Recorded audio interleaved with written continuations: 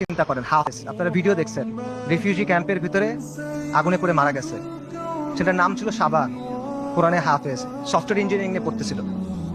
আপনারা রুহ আর রুহ রিমের কথা চিন্তা করেন, ওই যে ছোট্ট মেয়েটা বিল্ডিং ধসে গেছে, মারা গেছে, তার দাদা তার ডেড বডি বুকে নিয়ে বলছে রেম, রুহ আর রুহ।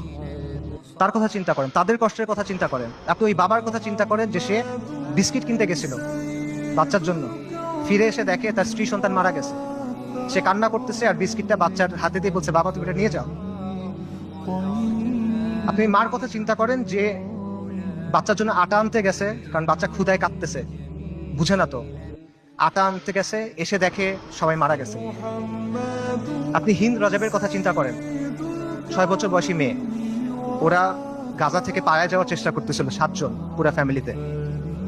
ইসরায়েলি ট্যাঙ্ক ওদের ঘিরে ফেলছে, গুলি করছে, সবাই মারা গেছে, ও বেঁচে আছে। তখন রেড ক্রিসেন্টে ফোন করছে, অডিও কলটা ইউটিউবে আছে, আপনারা শুনতে পারবেন। ও বলছে যে আমাকে তোমরা বাঁচাও, আমার খুব ভয় লাগতেছে। ও সব পাশে সবাই মারা গেছে, বাবা মা সবাই মারা গেছে, 6 বছর বয়সী একটা মেয়ে।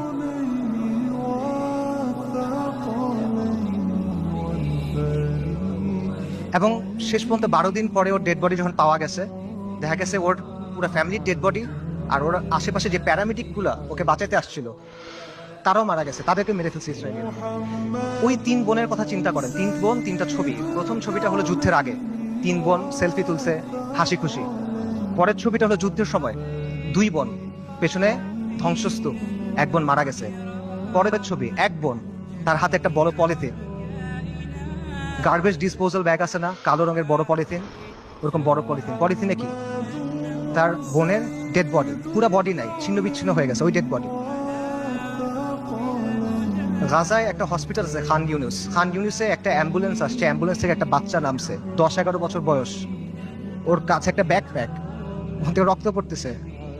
আল জাজিরা সাংবাদিক জিজ্ঞেস করছে যে এখানে তোমার এখানে রক্ত পড়তেছে কেন, তোমার ব্যাগে কি? বলছে আমার ভাই।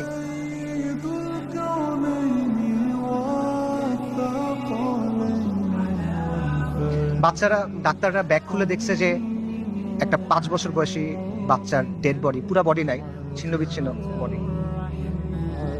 আপনারা ওই মার কথা চিন্তা করেন যে গেছে, যে তার পুরা ফ্যামিলি মারা গেছে, সে এসে জিজ্ঞেস করছে আমাকে লাশগুলো দাও, আমি দাফন কি করব। তাকে 3টা পলিথিন দিছে, কারণ ডেড বডি নাই, ছিন্ন বিচ্ছিন্ন হয়ে গেছে সব, 3টা পলিথিন দিছে। আপনারা ওই বাচ্চাটার কথা চিন্তা করেন,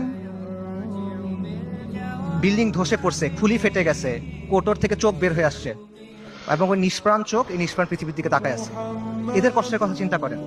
এই কষ্ট শুধু তাদের, কষ্ট আমাদের না। আমরা না এক উম্মা, এক উম্মা এক দেহের মতো, এরকম না? আমাদের স্পষ্ট করে না ওই কষ্ট। এই কষ্টটা কি আমাদের যে কষ্টটা হবে তার চেয়ে বেশি কষ্ট? আমাদের যে কষ্ট ওটা কি এর চেয়ে বেশি কষ্ট? যদি এটা বেশি কষ্ট মনে হয়, তাহলে আমি আরেকটা কষ্টের কথা বলি, এটা শোনেন। ওই দিনের কথা মনে করেন যেই দিন আল্লাহর সামনে আপনাকে দাঁড়াতে হবে। ইদা দুক্কাতিল আরদু আরদান দাক্কান দাক্কা ওয়া জাআ রাব্বুক ওয়াল মালাকু সাফফান সাফফা ওয়া জিআ ইয়াওমাইযিন বিজাহান্নাম। পৃথিবী চূর্ণ বিচূর্ণ হয়ে যাবে, বালির মতো হয়ে যাবে।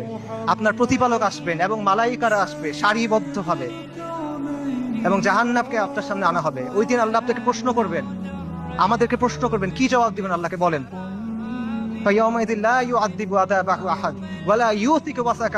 আল্লাহ ওই দিন যেভাবে আযাব দিবেন ওভাবে আর কেউ দেয়া নাই।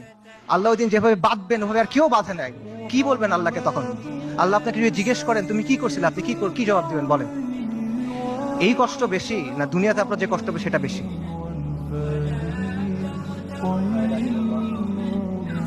এত কিছুর পরও দেখেন আল কুদসের মানুষ ঈমান, ইস্তিকামাত এবং সবরের কি দৃষ্টান্ত স্থাপন করছে।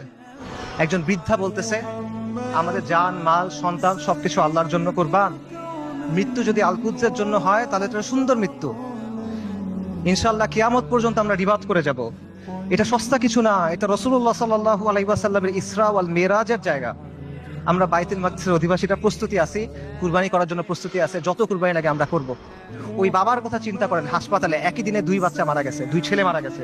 উনি বলতেছেন আলহামদুলিল্লাহ, এটা জিহাদের ভূমি, এটা রিবাতের ভূমি, আমাদের যা কিছু আছে সব আল্লাহর জন্য। আল্লাহ আমাদের খালেক, উনি আমাদের তৈরি করছেন, উনি আমাদের পাঠাইছেন, উনি নিয়ে যাবেন, ওনার যা খুশি উনি করবেন, আমরা এটাতে খুশি, আমরা এটার উপর সবর করব। বান্দা যখন বিপদের মধ্যে পড়ে ওলামায়ে কেরাম হাদিসের আলোকে বলছেন যে বান্দা যখন বিপদের মধ্যে পড়ে তখন আল্লাহ এটার মাধ্যমে তার সগীরা গুনাহগুলো মাফ করে দেন, অথবা তাকে পরিশুদ্ধ করেন, কারণ আল্লাহ তাকে আখিরাতে বড় পুরস্কার দিতে চান। আমি মনে করি আমাদের গাজার ভাই বোনদের সাথে, ফিলিস্তিনের ভাই বোনদের সাথে এই বিষয়টাই হইতেছে। ইনশাআল্লাহ তাআলা আল্লাহ তাদেরকে জান্নাতুল ফিরদৌস আলার জন্য প্রস্তুত করতেছেন। আমি মনে করি আল্লাহ এই বান্দাদের উপর রাজি খুশি হয়ে যাবেন ইনশাআল্লাহ তাআলা। লক্ষের উপরে শহীদ, আলহামদুলিল্লাহ, এটা উম্মতে মুহাম্মদের গর্ব। আমাদের মৃতরা জান্নাতে ইনশাআল্লাহ, ওদের মৃতরা জাহান্নামে। আল্লাহু মাওলানা ওয়ালা মাওলা লাহুম। ওই বৃদ্ধের কথা চিন্তা করেন যিনি ধ্বংসস্তূপের মাঝখানে দাঁড়ায় বলতেছেন, আমরা আজও এখানে দাঁড়ায় আছি এবং আমরা এখানে পর্যন্ত থাকবো। এই ভূখণ্ড বরকতময়, এই ভূখণ্ডের অধিবাসীরা বরকতময়। আমাদের চারপাশে চূড়ান্ত ধ্বংসযজ্ঞ হয়েছে, কিন্তু আমরা তাও এখান থেকে নড়বো না। আমরা আল্লাহর দিন থেকে নড়বো না। আমরা অটল পাহাড়ের মতো, আমরা উজ্জ্বল তারার মতো। আমি বলবো যে হ্যাঁ, পুরা বিশ্ব সাক্ষ্য দিচ্ছে তারা ইমানের ক্ষেত্রে অটল পাহাড়ের মতো। পুরা বিশ্ব সাক্ষ্য দিচ্ছে তারা ইস্তিকামাতের ক্ষেত্রে উজ্জ্বল তারার মতো। এবং পুরা বিশ্ব সাক্ষ্য দিচ্ছে আপনি এবং আমি কাপুরুষ। পুরা বিশ্ব সাক্ষ্য দিচ্ছে আপনি আর আমি অক্ষম। পুরা বিশ্ব সাক্ষ্য দিচ্ছে আপনি আর আমি নিষ্ক্রিয়। ইসরায়েলের এক সোলজারের ভিডিও আছে, সে বলতেছে, ইংলিশে বলতেছে, আমেরিকান জিও, সে বলতেছে আমরা গাজাকে পরিষ্কার করতেছি, আমরা গাজাকে প্রস্তুত করতেছি, কারণ আমাদের রাজা আসবে, আমাদের মাসিহ আসবে, আমরা তাকে মুকুট পরানোর জন্য প্রস্তুত হচ্ছি, আমরা তৃতীয় মন্দির বানানোর জন্য প্রস্তুত হচ্ছি। তাদের মাসিহকে আল মাসিহ আদ-দাজ্জাল। বনী ইসরাইল মসজিদ আল আকসার সামনে নাচতেছে, উল্লাস করতেছে, স্লোগান করতেছে, স্লোগান দিচ্ছে, তারা বলতেছে মুহাম্মদ মারা গেছে।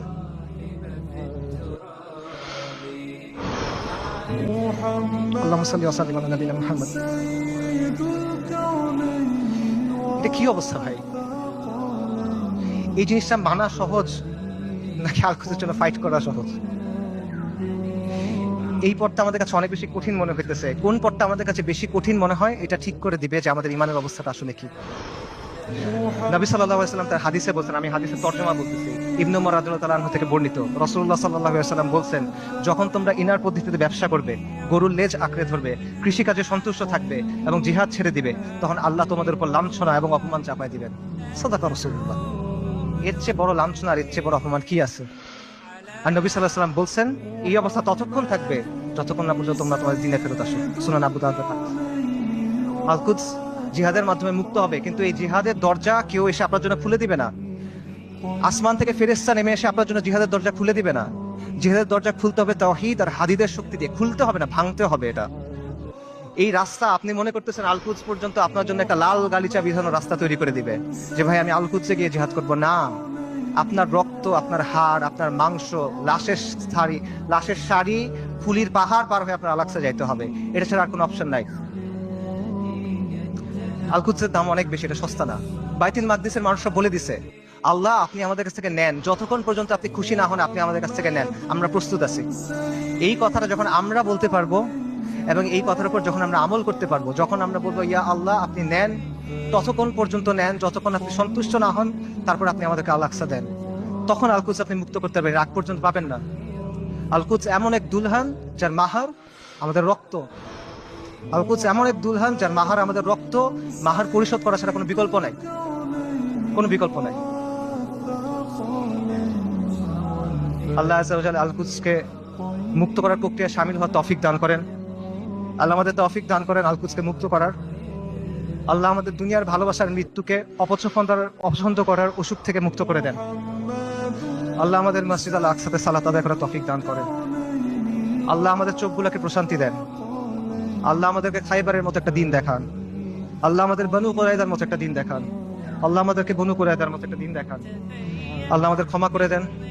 আল্লাহ আমাদের মাফ করে দেন। আল্লাহ আমাদের নিফাক দূর করে দেন। আল্লাহ আমাদের নিষ্ক্রিয়তা দূর করে দেন। আল্লাহুম্মা মানসুরুল মুজাহিদিন ফি ফিলিস্তিন। আল্লাহুম্মা মানসুরুল মুজাহিদিন ফি গাজ্জা। আল্লাহুম্মা মানসুরুল মুজাহিদিন ফি বিলাদিশ শাম। আল্লাহুম্মা মানসুরুল মুজাহিদিন ফিল ইয়ামান। আল্লাহুম্মা মানসুরুল মুজাহিদিন ফিস সোমাল। আল্লাহুম্মা মানসুরুল মুজাহিদিন ফি কুল্লি মাকান। আল্লাহুম্মা রযুকনি শাহাদাতান ফি সাবিলিক। আল্লাহুম্মা রযুকনি শাহাদাতান ফি সাবিলিক। আল্লাহুম্মা ইন্নী আসআলুকা কাতলান ফি সাবিলিক। আল্লাহুম্মা ইন্নী আসআলুকা কাতলান ফি সাবিলিক। আল্লাহুম্মা ফাশহাদ। এই বক্তব্য যদি ভালো কিছু থাকে এটা আল্লাহর পক্ষ থেকে, যা কিছু খারাপ, যা কিছু ভুল এটা আমারও শয়তানের পক্ষ থেকে। ওয়া মা আলাইনা ইল্লাল বালাগ। আসসালামু আলাইকুম ওয়া রাহমাতুল্লাহ।